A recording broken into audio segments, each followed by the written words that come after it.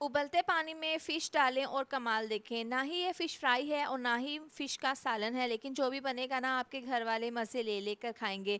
उबलते हुए पानी में साबुत मछली डाल देंगे, नमक डाल देंगे, इसको उबाल लेंगे। 12 मिनट हो गए हैं, मछली बहुत अच्छे से बॉयल हो चुकी है। इस पानी को आप चावल वगैरह या सालन में इस्तेमाल कर सकते हैं। मछली को ठंडा कर लेंगे, अब इसके अंदर से काँटे निकाल लेंगे। तमाम काँटे निकाल लेंगे, गोश्त को अलहदा कर लेंगे। तो यहाँ पर मैंने मछली का गोश्त अलहदा कर लिया है और इसके काँटे अलहदा कर लिए हैं। इसके बाद इसमें बारीक कटा हुआ हरा धनिया डाल देंगे, चॉप किया हुआ प्याज, चॉप की हुई शिमला मिर्च, बहुत अच्छा सा इससे फ्लेवर आएगा।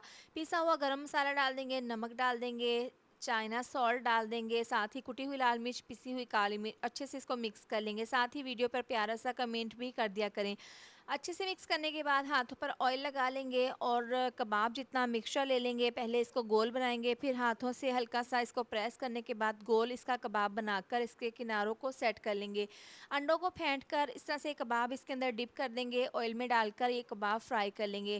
तकरीबन 4 से 5 मिनट के बाद इसकी साइड को हमने चेंज कर देना है, दूसरी साइड से भी अच्छा सा कलर आ गया है। तो लीजिए, गर्मा गर्म बहुत ही मज़ेदार हमारे मछली के कबाब बनकर तैयार हैं।